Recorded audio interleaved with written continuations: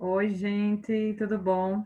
Estamos de volta nesta última semana das nossas aulas e a gente hoje vai terminar o nosso assunto com a ciência política, tá bom? Vamos lá, eu vou acessar aqui o material. Esses slides, esse material é o que estava faltando mandar para vocês e que eu vou enviar após o término da aula no grupo, tá bom? No grupo da turma. E também no AVA, no portal acadêmico do AVA, tá bom? Vamos lá. Ciência política. Aí a gente começa entendendo o que é política. Trouxe três conceitos aqui para vocês. Política é uma palavra que pode ter muitos significados diferentes. O principal conceito é ligado ao ato de governar e de tomar decisões. A política é ligada ao governo, às suas decisões e ao conceito de Estado. Tá certo, gente? Mais lá na frente, e em outra disciplina também, que é a administração pública, a gente vai estudar mais a fundo essa questão da política, dos governos, a diferença da política partidária e do que é política, como é que a gente está vendo hoje aqui, que é o ato de governar. Outro conceito também se relaciona com as questões de governo, já que é preciso um relacionamento político para que os governantes tomem decisões. Desculpa, gente. Que atenda aos interesses do cidadão, ou seja, a política também é aquela onde promove o bem comum para a maioria dos cidadãos, diante da tomada de decisão dos governos, como está mostrando aqui o primeiro conceito, tá bom? É o relacionamento entre as pessoas, principalmente quando o objetivo é chegar a um consenso ou um objetivo comum. Por que eu estou trazendo bem pedagógico esse conceito aqui para vocês do que é política? Porque hoje é uma banalização, né, do termo política. E lá na frente também, nesses slides, a gente vai ver alguns conceitos que chamam nossa atenção para isso. E vocês, enquanto estudantes da administração, quanto futuros administradores, tem que estar bem consciente da capacidade crítica de vocês nesse universo. Né? Eu espero que vocês tenham lido aquele texto que eu trouxe da professora holandesa ou foi russa, não me lembro, que ela traz estratégias para pensar com critério. E esse pensar com critério a gente deve levar para todas as áreas da nossa vida, inclusive para a política também, tá bom? A questão de como surgiu a palavra política é bem interessante, tá, gente? A palavra política tem origem no termo grego politiké, que é a união de outras duas palavras gregas, polis e ticos. Polis significa cidade e ticos é um termo que significa o bem comum dos cidadãos. Ou seja, politiké era um termo grego que significava governo da cidade para o bem comum de todos. É uma curiosidade também que eu quero aproveitar a oportunidade para falar para vocês é o surgimento, quase que na mesma época, de três conceitos, três palavras gregas, que é igreja, política e idiota.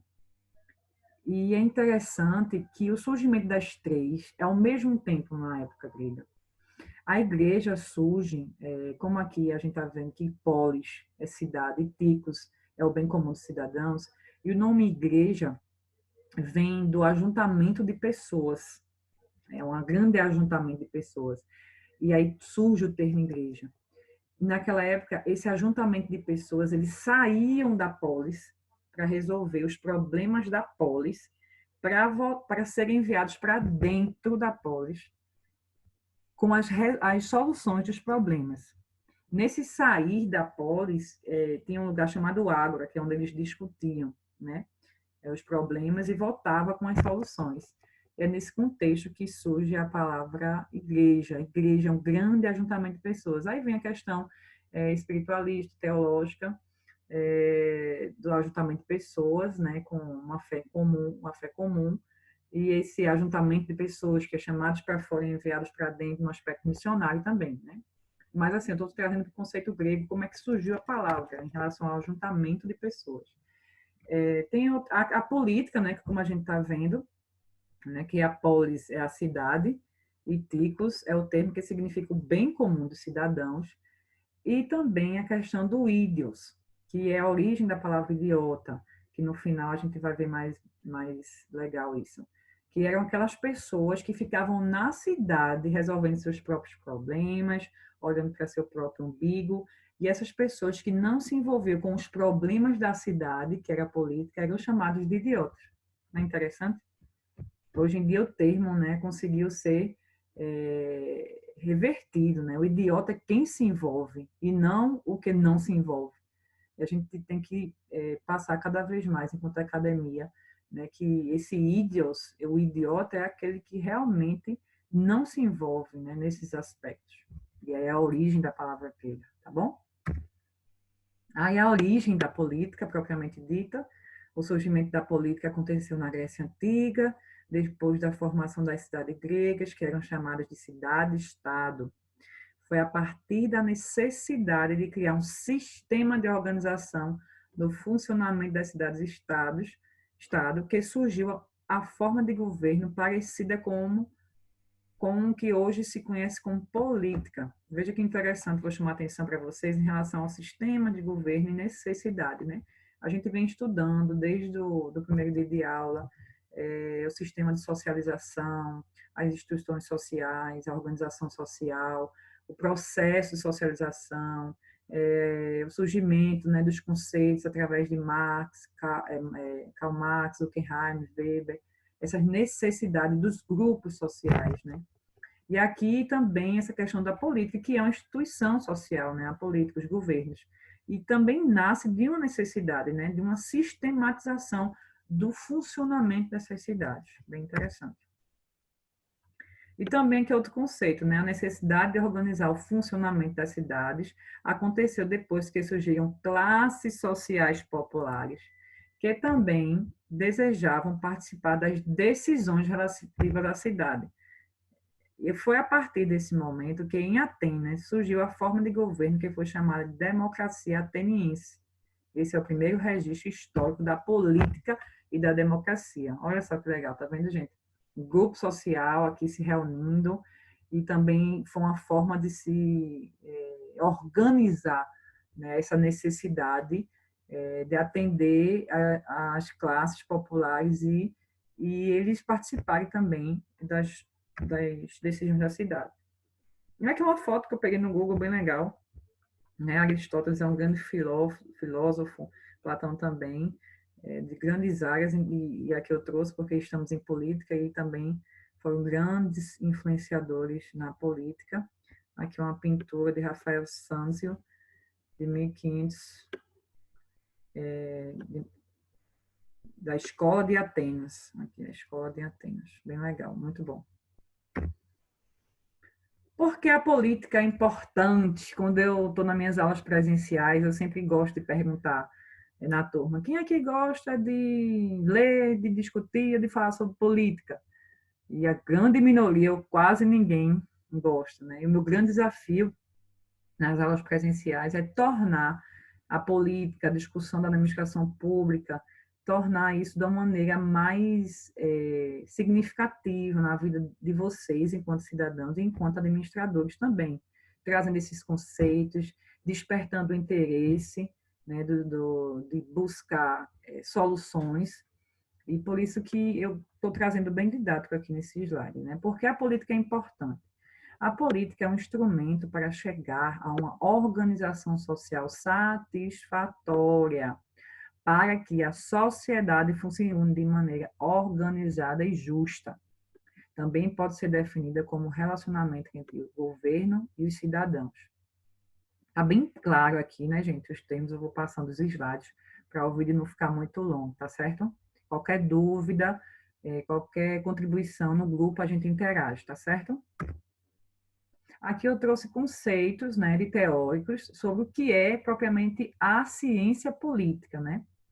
Aqui um conceito de Bonifácio de Andrada, que tem por objetivo, a ciência política tem por objetivo o fenômeno do poder e os respectivos processamentos para a realização dos valores comunitários, que são os que presidem e dominam a cultura do povo e da nação a ser observado. Eu gosto muito desse conceito.